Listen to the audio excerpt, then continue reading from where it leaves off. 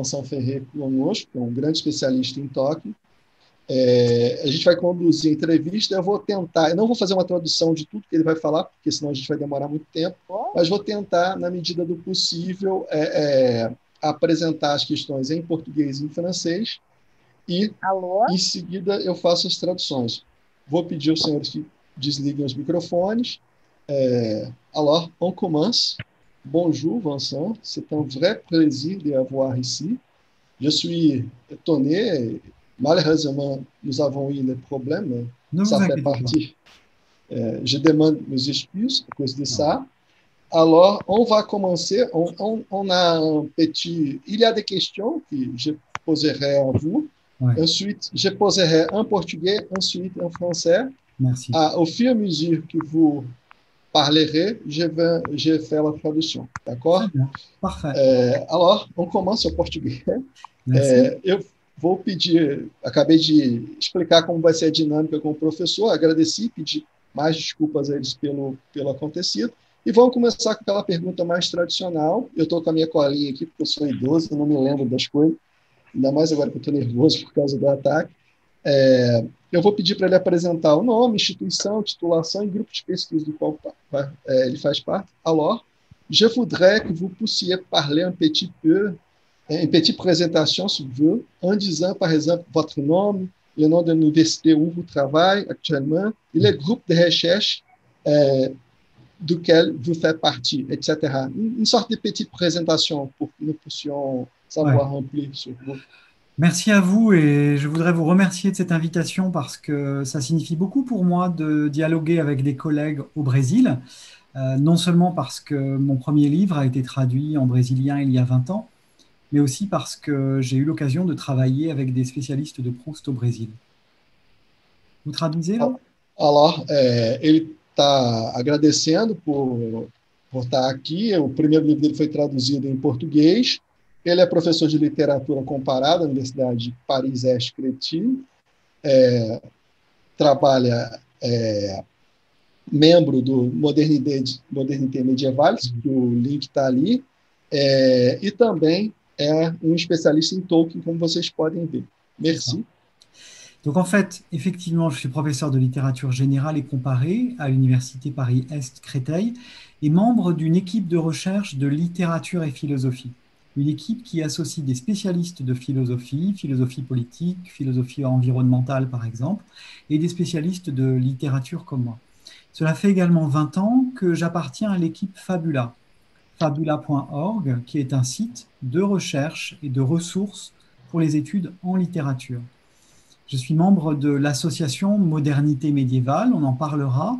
C'est une association qui travaille sur le médiévalisme depuis 2004 et nous sommes entrés en contact avec des collègues comme Nadia Alchoul et nous avons travaillé ensemble à l'occasion de colloques et je travaille également avec Richard Hutz, qui est professeur aux États-Unis.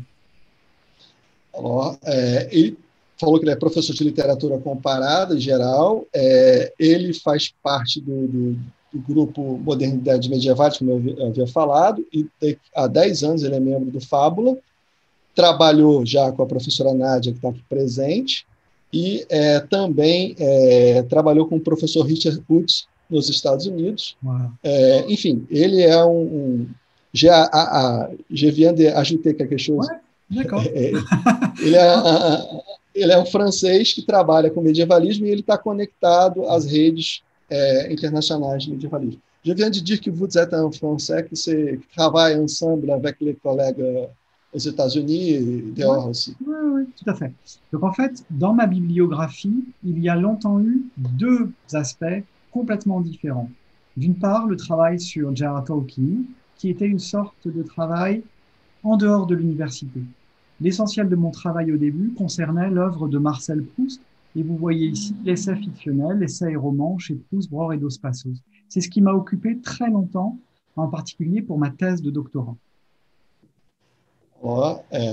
Ele acabou de fazer uma explicação dizendo o seguinte, que o seu trabalho há dois ramos. Um ramo ligado ao Proust, que foi a tese de doutorado, que deu bastante trabalho, que não necessariamente está ligado ao medievalismo, e o outro é o trabalho sobre Tolkien, que foi meio que fora, mas eles são os dois trabalhos diferentes. C'est ça. À l'origine, parce qu'il y a 20 ans en France, il n'était pas vraiment possible de travailler sur J.R. Tolkien à l'université. De même qu'on ne travaillait pas beaucoup sur la littérature très contemporaine. Donc, ma thèse a porté sur Marcel Proust et des écrivains contemporains. Et j'ai parallèlement publié des livres sur Tolkien, et vous en voyez d'autres, Tolkien 30 ans après, et des livres sur Proust. Et d'une certaine manière, les choses se sont réunies autour du médiévalisme. Ó, ele diz que ele trabalhou, como eu disse antes, de forma separada com Proust e com Tolkien, mas que as duas coisas acabaram se reunindo em torno do medievalismo. C'est ça. Sur la deuxième diapositive, vous voyez qu'à partir de l'année 2005, j'ai également travaillé comme éditeur et traducteur de l'œuvre de J.R.R. Tolkien en français. J'ai également eu le plaisir de traduire des livres d'Alan Lee que je vois régulièrement et avec qui, par exemple, j'ai eu une discussion à la Bibliothèque nationale en février dernier.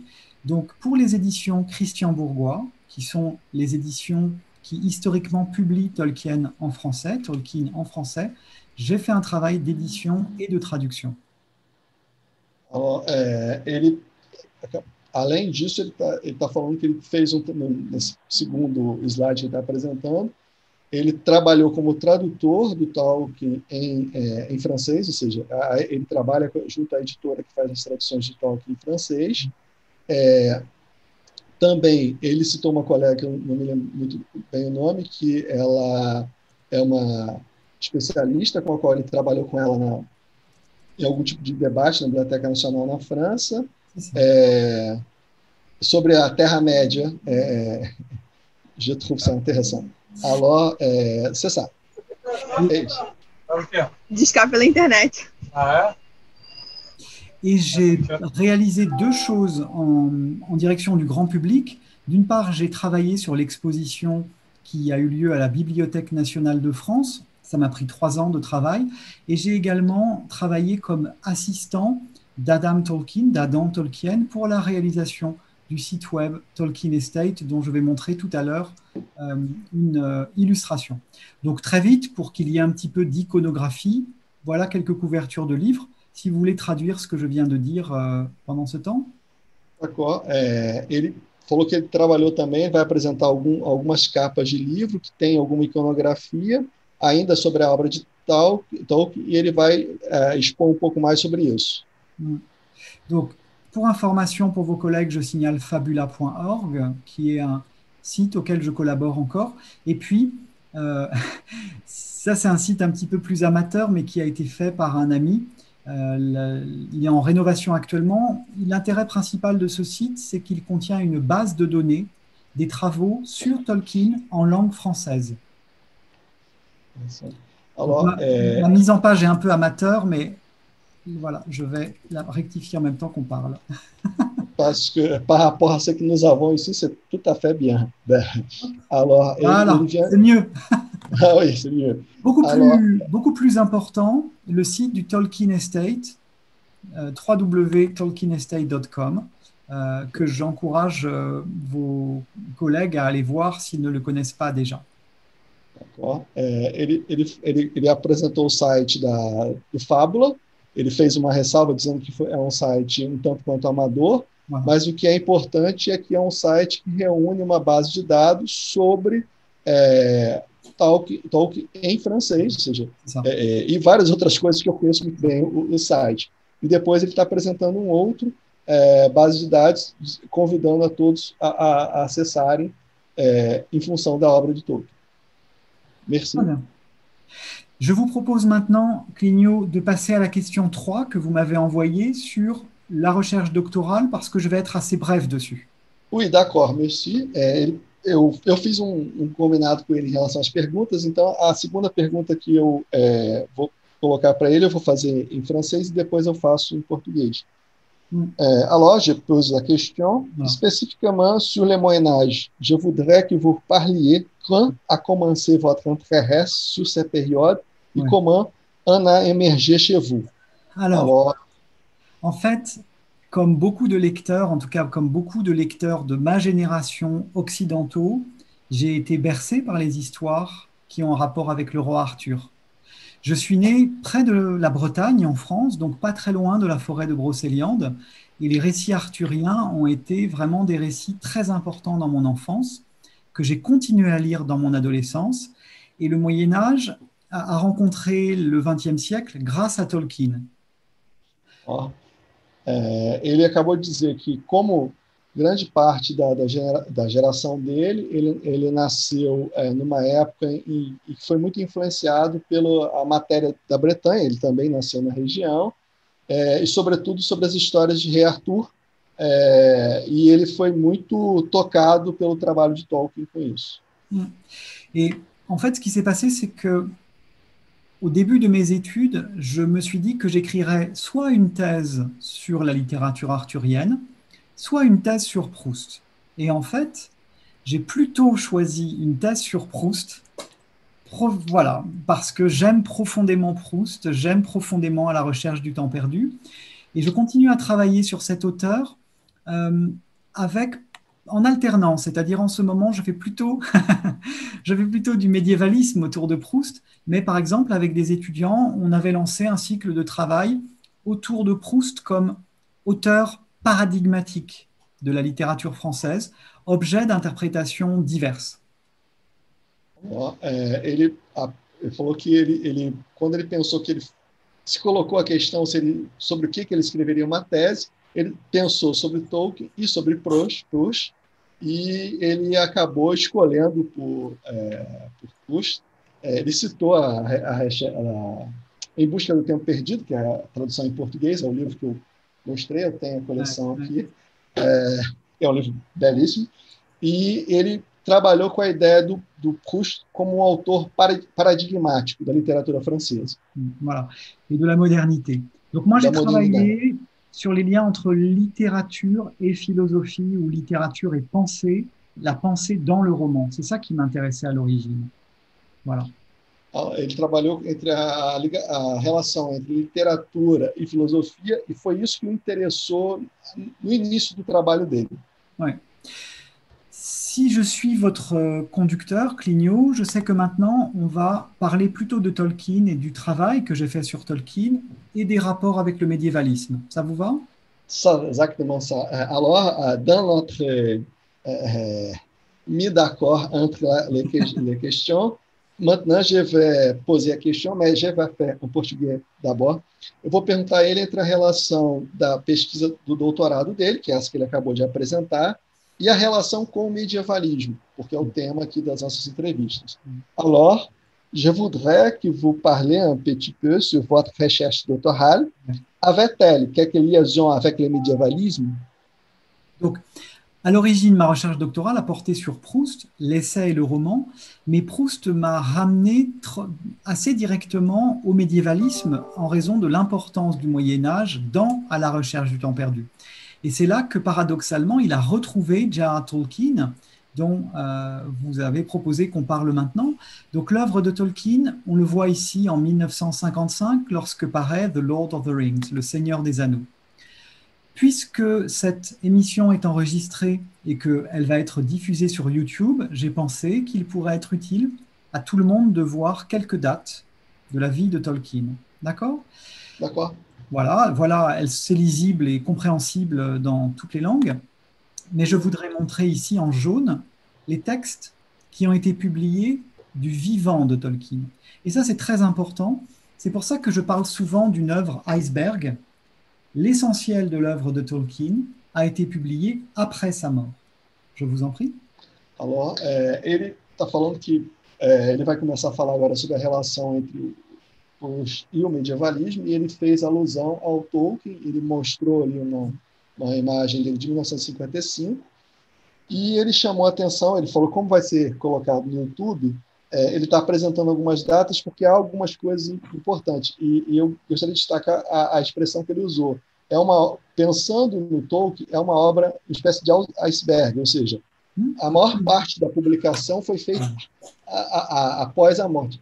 Voilà. Je trouvais très intéressant la métaphore que vous avez employée. Alors, vous voyez The Lord of the Rings, qui a été publié de son vivant, précédé par The Hobbit en 1937, bien sûr, comme vous le savez. Mais le Silmarillion n'a été publié qu'après sa mort par Christopher Tolkien, qui a édité les brouillons et complété les brouillons. C'est vraiment une partie de son travail qui n'est pas souvent mise en avant, mais qui est fondamentale. Et quand j'ai publié mon premier livre sur Tolkien, j'ai dialogué avec Christian Bourgois, qui était l'éditeur français de Tolkien, et on a décidé de lancer un grand programme d'édition et de traduction en français de l'œuvre de Tolkien. Ele está falando sobre as obras e está chamando a atenção para o fato de que ele traduziu o Tolkien em francês e, ao mesmo tempo, ele se engajou num grande programa de tradução da obra do Tolkien para a língua francesa. On a commencé par traduire les lettres, The Letters by J.R.R. Tolkien, les lettres en français, qui sont un commentaire de l'œuvre en train de s'écrire. Et Tolkien répond également beaucoup à propos de ses propres lectures et de l'importance du Moyen-Âge dans la naissance de son univers. Ele está falando que eles começaram pelas cartas, nas quais o Tolkien falou muito sobre... ele comenta, vários comentários, e que ele associa a importância da Idade Média para a criação, acho que o termo melhor em português seria a criação do universo, do mundo de Tolkien. C'est ça. Et puis ce programme de traduction a intégré ce qu'on appelle The History of Middle-earth, donc les brouillons de J.R.R. Tolkien, édités par Christopher Tolkien, mais dans une édition qui est une édition savante, une édition philologique.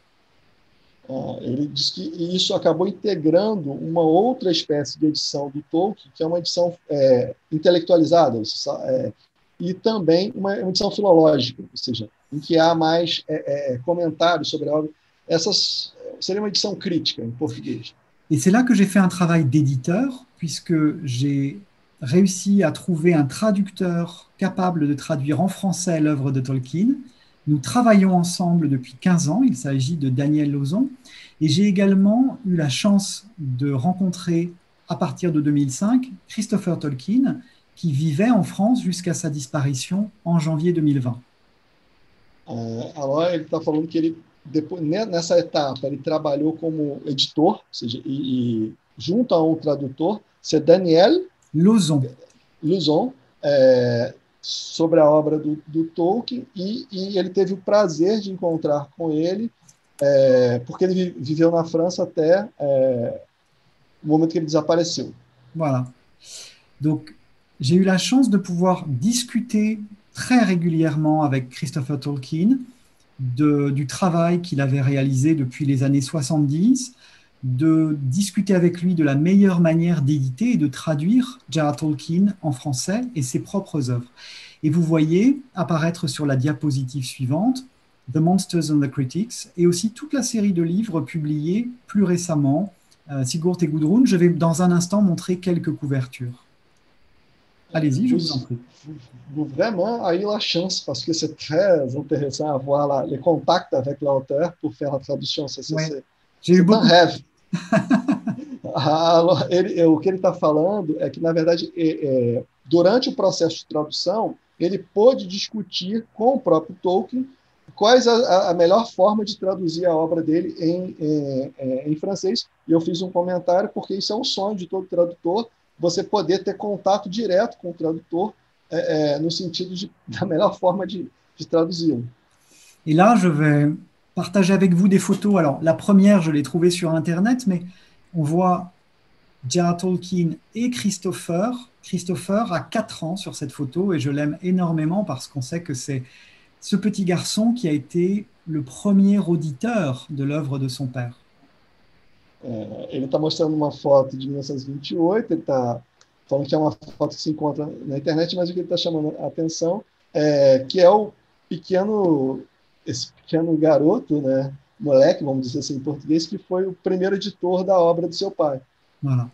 Cette photo est une photo plus officielle. Christopher Tolkien n'a pas donné d'interview entre 1995 et 2012. Il a juste répondu une fois à des questions en 2009 et il a donné une interview au journal Le Monde, qui est le journal de référence en France, ou qui était le journal de référence en France.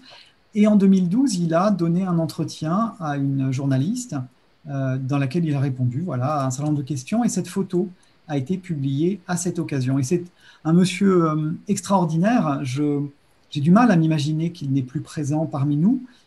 Il est encore très présent dans mon esprit et il inspire beaucoup de mon travail sur l'œuvre de son père. Mais c'était un monsieur dont l'importance dépassait largement le fait d'être le fils de J.R.R. Tolkien. C'était un écrivain à part entière et il était prodigieusement passionnant et gentil. Et voilà, j'ai eu beaucoup de chance de dialoguer avec lui.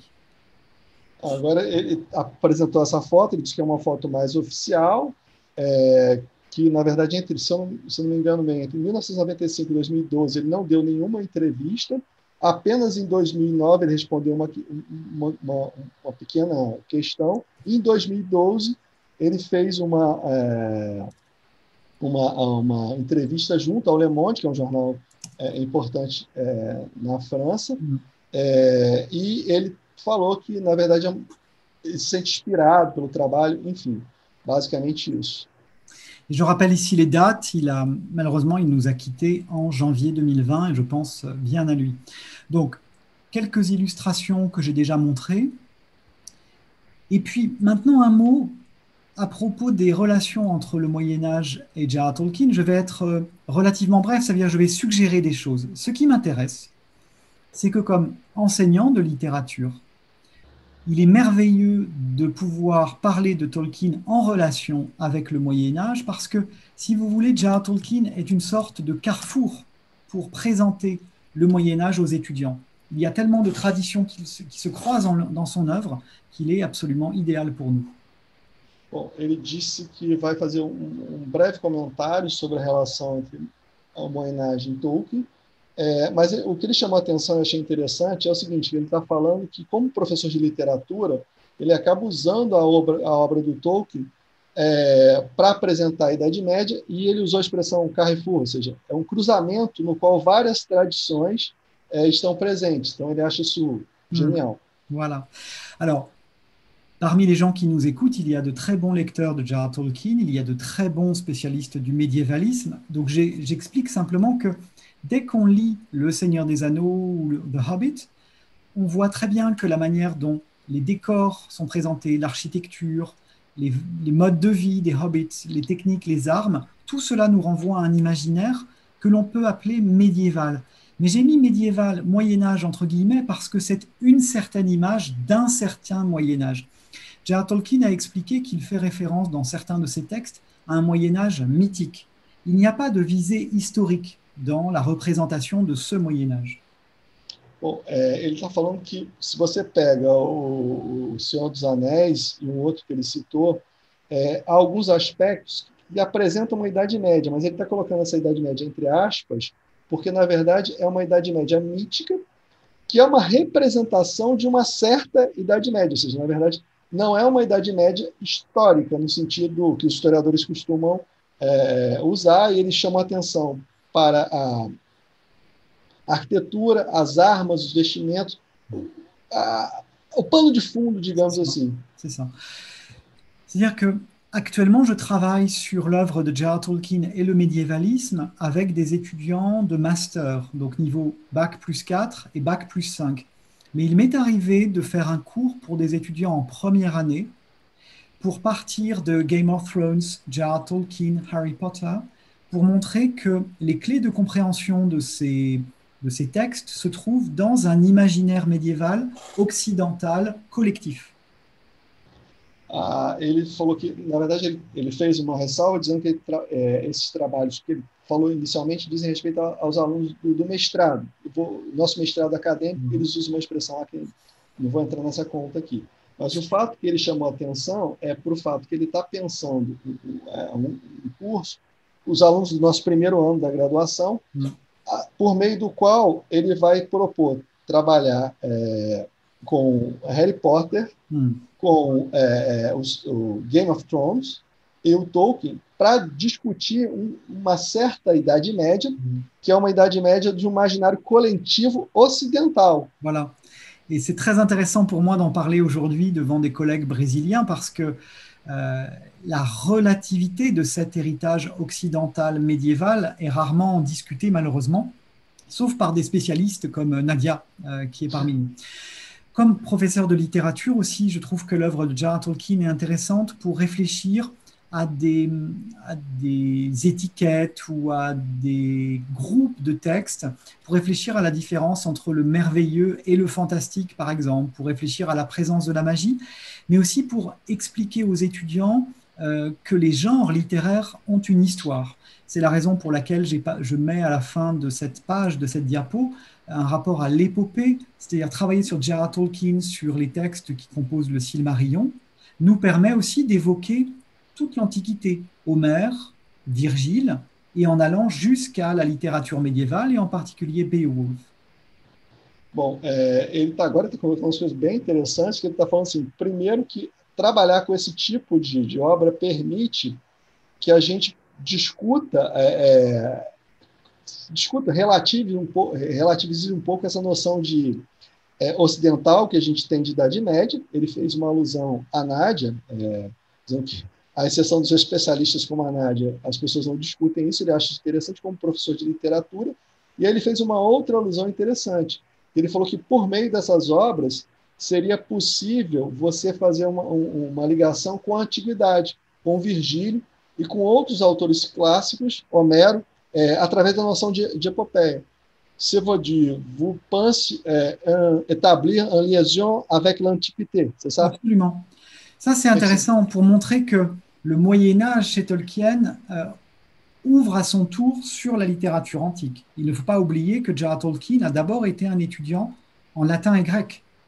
C'était un étudiant en classics.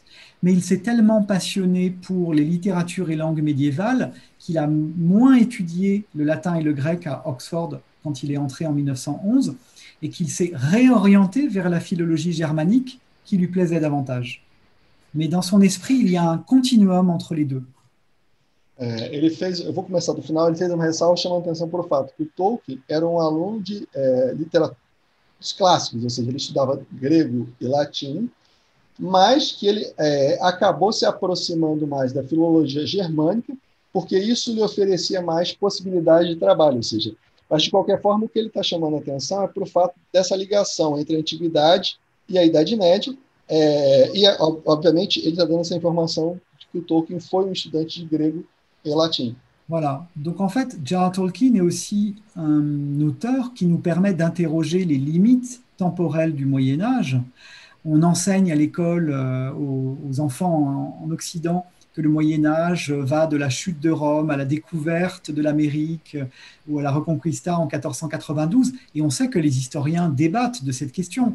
Le congrès qui a lieu à Leeds chaque année va de 300 à 1500. Jacques Le Goff propose d'aller beaucoup plus loin. Reinhard Kesselek fait terminer la période à la fin du XVIIIe. Donc, à partir de J.R.R. Tolkien, on peut poser toutes ces questions de périodisation. Ele está chamando a atenção para o fato que, por meio do Tolkien, a gente poderia colocar todas as questões que dizem respeito às periodizações na história. E aí ele fez a alusão ao Congresso de Leeds, que segue um período estabelecido cronológico, chamou a atenção para o fato do Le Goff ter estendido essa discussão, o próprio Koselleck também, mas a questão de fundo é que, por meio do Tolkien, todas essas questões podem ser colocadas. Donc voilà quelques-unes des pistes sur lesquelles on peut travailler. Là, je vais aller un petit peu plus vite, c'est moins intéressant, mais ça, ce que je veux souligner, c'est ce que j'ai écrit ici. J.R.R. Tolkien est une sorte de passeur, d'homme qui nous permet, à nous, au XXIe siècle, d'étudier la littérature médiévale, mais également le XIXe siècle avec les revivals au XIXe siècle. Et je pense que la figure de William Morris est absolument centrale ici. Mais j'essaie toujours de faire le lien dans mes séminaires avec des auteurs peut-être plus connus actuellement, comme J.K. Rowling ou J.R.R. Martin. En tout cas, Tolkien comme passeur, il est une figure extrêmement intéressante pour nous. Bom, ele está atribuindo um conceito de chamar ao Tolkien de passante, não é bem passante, é alguém que atravessa os tempos, vamos colocar assim, nesses termos a transição, porque ao mesmo tempo você pode pensar sobre a Idade Média, você também pode pensar sobre a literatura no século XIX e XX, e aí ele faz alusão a alguns autores, como William Morris, Leiber, ou seja, alguns autores que são importantes nessa conexão com a literatura no século XIX e XX, ou seja, ele chama atenção para esse conceito de passeur, ou seja, que é alguém que... Et on peut travailler dans son œuvre sur des éléments médiévaux, entre guillemets, qui nous permettent d'envisager, par exemple, la structure du récit, l'importance de la quête, de l'aventure, de ce que parfois on appelle entrelacement, et qui fait penser, que les étudiants rapprochent souvent du montage au cinéma. On peut travailler sur les langues imaginaires chez lui qui puisent à toute une tradition occidentale. Voilà, donc là je mets quelques couvertures qui nous montrent l'importance de la nature dans son œuvre. Ce sont des couvertures soit par des illustrateurs modernes, soit par lui-même, comme c'est le cas ici avec Faheri. Je ne peux pas ne pas mettre un extrait des lettres, et on voit que les systèmes graphiques rappellent en particulier le système des runes qu'on associe au Moyen-Âge. Je ne vais pas développer cela, mais un point qui me paraît intéressant, qu'il est intéressant de souligner, je pense, c'est le côté ludique dans l'œuvre de Tolkien, qui est en même temps un traitement sérieux du rapport à la tradition orale et écrite. Je parle ici de sources fictives. Vous savez que la formation de la Terre du Milieu, qui rassemble des versions du Silmarillion, le premier Silmarillion, en fait, met en scène toute une tradition textuelle que les spécialistes du Moyen-Âge connaissent très bien. Le texte de Tolkien prétend tirer sa source dans un texte antérieur. Je vous laisse traduire et après je vais le lire. Okay. Ele está chamando a atenção para alguns aspectos da obra do Tolkien. Ele mostrou algumas capas, ele chamou a atenção para o sistema de escrita. Ele falou que algumas capas foram ilustradas pelo próprio Tolkien, como aquela anterior. Ao mesmo tempo, ele chamou a atenção para a importância do elemento da natureza nessa obra, e também ele começou a chamar a atenção para esses elementos fictícios, vamos colocar assim, nessa obra. E aí ele fez alusão a uma discussão que os medievalistas fazem sobre os textos que ele vai ler daqui para frente, mas como se houvesse um texto de base, e ele fez alusão também à grafia das cartas como as runas. Voilà. Alors, travailler sur les sources fictives, ça nous permet de réfléchir à quelque chose qui est devenu un topos, un lieu commun en littérature, le livre qui est censé être tiré d'un autre livre. Et vous voyez par exemple que dans le cas de la Cuenta, qui ici s'écrit parfois avec un U et parfois sans U, la présentation du livre, on la lit comme suit: une brève histoire des Noldoli, tirée du livre des Contes perdus, composé par Hériol, d'après sa lecture du livre doré. Vous voyez un système d'emboîtement de références qui, évidemment, rappelle dans les textes médiévaux le rapport à une autorité fictive qui vient donner de la crédibilité au texte. Ele está chamando a atenção para um fato muito interessante, que é o seguinte: como a construção do texto, ela, na verdade, ela lembra essa noção medieval de um texto que vai autorizando o outro, ou seja, est-ce que c'est l'idée de autoritas? C'est comme ça ou pas ça? L'autorité fictive. L'autorité fictive, ou seja, a autoridade fictícia. Alors, un petit résumé de ce que je viens de dire. Lire J.R.R. Tolkien et son œuvre nous permettent de remonter jusqu'à Beowulf, dont il était le grand spécialiste à l'époque, mais d'évoquer également pour des étudiants et français, francophones, des traditions qu'ils ne connaissent pas. Je pense à toutes les traditions nordiques à partir des Eddas et des sagas que Tolkien a vraiment lues avec beaucoup d'intérêt, de renvoyer au récit arthurien, mais aussi au Kalevala, et d'ouvrir sur la littérature antique, la littérature latine et la littérature grecque. Et là, en prévision de notre discussion aujourd'hui, je fais un petit clin d'œil à un auteur d'Amérique du Sud, Borges, qui a publié un essai traduit 2 fois par la maison d'édition Christian Bourgois.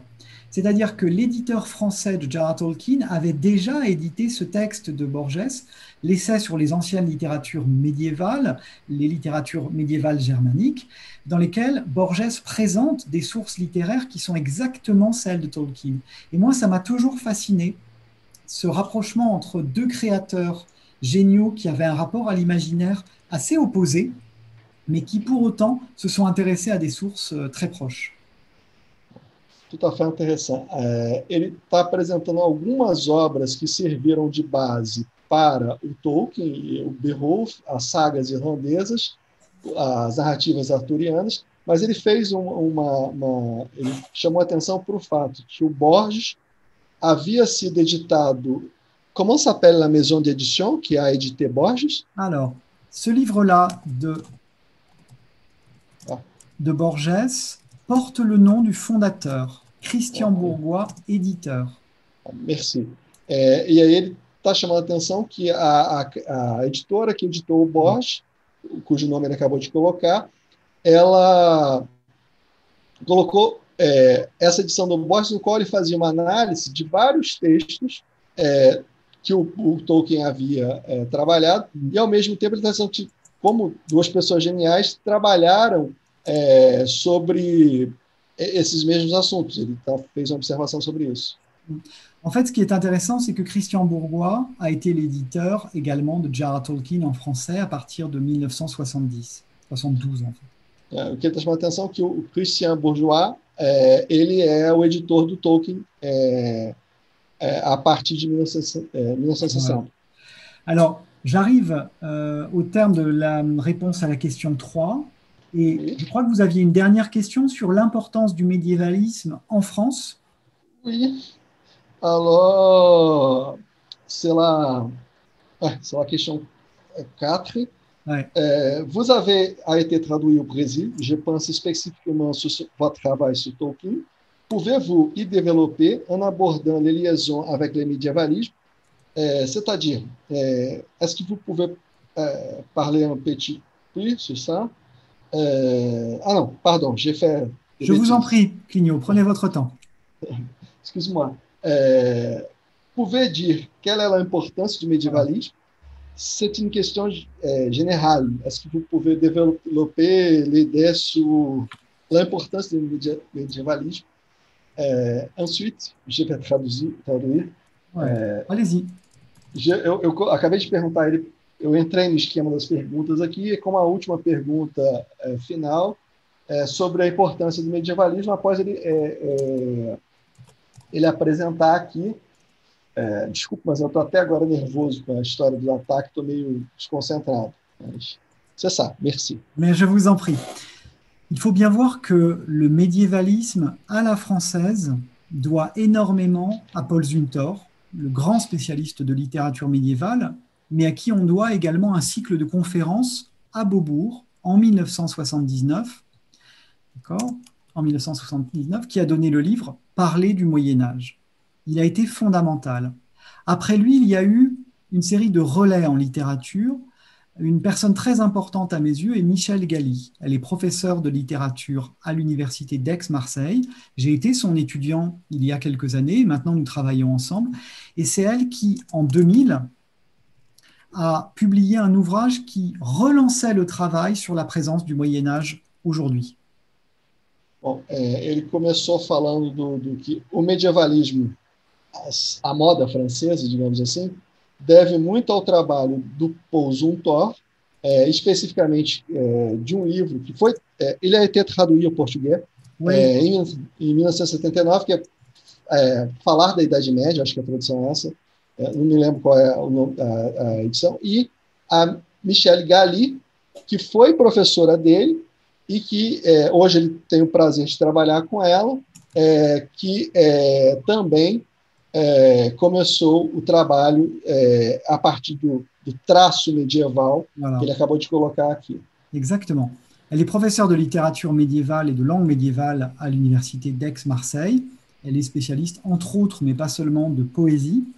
Et actuellement, elle fait partie de la même association que moi, qui s'appelle l'association Modernité médiévale. C'est une association qui a été créée en France en 2004, je note en même temps, 2004, pour rapprocher les critiques, les spécialistes du Moyen-Âge ou de la modernité et de la présence du Moyen-Âge, mais aussi les créateurs, les artistes, les auteurs de textes qui ont à voir avec le Moyen-Âge, en particulier les auteurs de textes médiévaux. Donc c'est la caractéristique de modernité médiévale d'être un réseau qui rassemble des créateurs et des critiques, des commentateurs. E aí ele está falando de uma associação que a modernidade medievais, que tem como característica, ela forma uma rede por meio da qual você encontra autores que analisam, fazem críticas sobre a Idade Média, e, ao mesmo tempo, aqueles que trabalham com a recriação da Idade Média. Uma coisa importante que ele falou antes, que eu esqueci de traduzir, é que a Michelle Galli ela é professora de literatura francesa, de literatura da Idade Média, em Aix-la-Provence, e ela trabalha com a língua medieval também. E ele está chamando a atenção dessa associação. Et ce qui est peut-être caractéristique du médiévalisme à la française, c'est l'accent qui est mis sur les textes.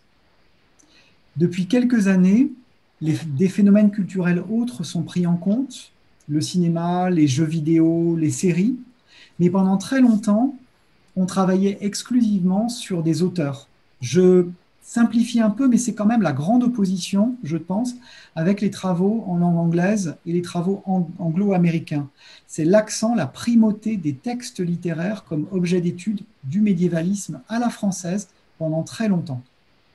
Bom, o que ele está chamando a atenção é o seguinte, que ele está apresentando uma particularidade do medievalismo francês, digamos assim, é que eles dão primazia sobre autores, textos de literatura, e, ao mesmo tempo, ele está fazendo uma posição da diferença do objeto de estudo, sobretudo, vou generalizar em língua inglesa, que trabalha sobre o cinema, jogos de videogame, séries de televisão, ao passo que os franceses têm essa primazia do texto. Ouais. Et je viens d'écrire que les objets d'études sont souvent considérés comme des objets populaires. Qu'est-ce que j'entends par là? C'est qu'il y a une forme de démocratisation de la parole sur ces objets d'études. Je repars de l'exemple de J.R.R. Tolkien. Quand on a commencé à parler de Tolkien en France, c'était principalement au tournant des années 2000, lorsque le film de Peter Jackson a commencé à être annoncé, et qu'en même temps, l'Internet se développait en France. Et ce qui est absolument passionnant, c'est de voir que des sites Internet ont été créés pour parler de l'œuvre de J.R.R. Tolkien, pour la présenter au grand public. Et si vous voulez, il y a une sorte de démocratisation du discours critique sur l'œuvre de Tolkien, où s'est créée une forme de collaboration entre des gens qui appartenaient à l'université, des gens qui n'étaient pas universitaires, mais qui tout avaient pour but de promouvoir une œuvre littéraire qui était une œuvre médiévaliste par excellence. Bom, ele está chamando a atenção para algumas coisas que eu particularmente achei muito interessantes, que ele está chamando a atenção para o fato de que o medievalismo ele é um objeto popular, Voilà. No sentido de que, aí ele vai explicar, e ele faz algumas alusões. Ele chama a atenção para os anos 2000, que é quando a internet começa a se desenvolver muito na França, e que isso promoveu uma democratização no sentido de que, através da internet e com o objetivo de discutir a obra do Tolkien, você conseguiu colocar em conjunto intelectuais ligados à universidade, mas, ao mesmo tempo, o grande público. E ele deu como exemplo a obra do Tolkien. Et en fait, travailler sur Tolkien en France aujourd'hui, c'est travailler sur un auteur qui dépasse les frontières entre le monde universitaire et le monde non universitaire et qui permet vraiment de collaborer à la meilleure compréhension, la meilleure diffusion de cette œuvre. Il y a une interaction entre les lecteurs de J.R.R. Tolkien en France, les éditeurs et les commentateurs, qu'ils soient universitaires ou non. Et c'est pour ça que j'ai mis le terme d'Akafan, c'est-à-dire que les frontières entre les deux mondes tendent à disparaître. Une des illustrations les plus claires... Non, je vous laisse traduire. Je trouvais ça tout à fait intéressant. O que ele está chamando a atenção, ele volta ao Tolkien, que ele está chamando a atenção que, nesse caso o que acabou acontecendo é que esse tipo de fenômeno ultrapassa o limite universitário e, ao mesmo tempo, você consegue... e ele colocou uma palavra que está no dicionário do Tolkien, que ele organizou, para dar esse exemplo. Ou seja, na verdade, você tem... não existe mais esse limite claro entre mundo universitário e grande público, no caso que ele está abordando do Tolkien. Alors, je vais juste dire un mot rapidement. Le dictionnaire Tolkien, que j'ai dirigé pour les éditions du CNRS, rassemble 60 auteurs et 20 auteurs ne sont pas du tout universitaires. Mais ce sont des spécialistes de certains aspects de l'œuvre. Ils travaillent sur ces aspects-là depuis des années.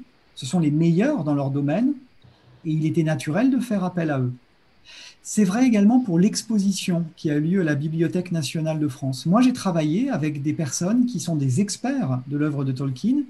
Je note les noms de 3 sites internet, tolkiendeal.com, elbakin.net, qui travaille plutôt sur la fantasy, et jrrvf.com. Ce sont des sites où on trouve énormément d'articles, de présentations, d'informations sur l'œuvre de Tolkien, qui sont d'un niveau absolument formidable. Ça me semble vraiment une caractéristique de l'Internet francophone que d'offrir sur cet auteur-là des ressources littéraires d'une très grande qualité. Ele acabou de fazer falar uma coisa que eu achei super interessante, que é o seguinte: ele está falando que na organização, ele foi o diretor do dicionário sobre Tolkien, na qual havia 60 autores, desses 60, 20 não eram do ambiente acadêmico, por assim dizer, mas que eles eram tão especializados em determinados aspectos da obra do Tolkien que não tinha por que não chamá-los. E ele acabou de colocar 2 sites aqui, pelos quais você vai encontrar uma série de artigos de excelente qualidade, escritos por esses não especialistas. Donc je vous avoue que c'est vraiment une source d'enthousiasme pour moi de travailler sur J.R.R. Tolkien en sachant qu'on travaille pour les lecteurs, les lectrices francophones, mais au-delà. L'exposition à la Bibliothèque nationale de France, qui a eu lieu jusqu'en février, a rassemblé 135 000 visiteurs, ce qui est pour une exposition à la Bibliothèque nationale un chiffre très important. Mais ces visiteurs sont aussi venus d'Espagne, du Portugal, d'Italie, d'Allemagne et d'Angleterre. Donc le grand public a pu découvrir l'œuvre de Tolkien et voir justement ce qu'on évoquait tout à l'heure, à savoir que c'est un passeur entre le Moyen-Âge et le XXe siècle. Bom, ele está chamando a atenção que nessa exposição que teve na BNF, na Biblioteca Nacional da França, houve 135 mil visitantes, ele colocou o número, que são portugueses, italianos, espanhóis, ou seja, europeus de um modo geral, e que ele chamou a atenção também para o fato de que, por meio do Tolkien, esse passeur, je trouve difficulté pour traduire passeur. C'est bien. Ouais, c'est dur, hein, une sorte de relais. Une sorte de relais. Et je développais l'exemple de Tolkien, mais ce qui me semble important en France actuellement, c'est l'effort, ou en tout cas c'est nécessaire, mais c'est l'effort pour travailler de plus en plus avec dans le cadre de collaborations internationales. C'est la raison pour laquelle, et ça fait l'objet de l'article que vous avez bien voulu traduire récemment, c'est la raison pour laquelle, avec les collègues avec lesquels je travaille, j'ai proposé qu'on emploie la forme médiévalisme, qui est évidemment à la française l'équivalent de l'anglais medievalism. Parce que ce qui était assez frappant, c'est qu'avant 2009, les travaux des chercheurs francophones depuis les années 2000 étaient relativement invisibles sur le plan international. Nos collègues anglo-américains ne nous identifiaient pas comme médiévalistes parce que nous travaillions sur un objet qui n'avait pas réellement de nom. Et donc toute la discussion qu'on a menée à partir de 2008-2009, et ça a donné lieu à la publication dont on parlait tout à l'heure en 2010, puis au colloque de Groningen dont parlait Nadia tout à l'heure, ça a été d'essayer de rassembler des chercheurs français, européens et américains autour d'un objet d'étude commun. Ele está chamando a atenção para o fato de que uma das características, ele citou o artigo que eu traduzi, que vai aparecer aqui no Brasil no final do ano, e que ele falou que até 2009 eles não eram conhecidos porque eles trabalhavam com objeto que não tinha nome. Na verdade, eles não eram vistos como alguém que fazia medievalismo, pelo fato de não ter dado esse nome. Ele faz toda uma explicação do nome, mas não faz muito sentido eu fazer isso em português aqui. Mas é interessante que a coisa muda a partir de 2009, e aí ele citou a Nádia novamente, e os franceses acabaram entrando nessa rede internacional sobre o medievalisme. Voilà, je pense que j'ai fini de répondre à vos questions pour le moment, Clignot. Merci beaucoup, je suis très ravi, je suis vraiment content d'écouter vous. Et moi aussi. C'est génial. C'est vraiment, après avoir passé un problème de piratage, maintenant, c'est bien. Alors, on va passer à des questions et je vais profiter pour poser la première.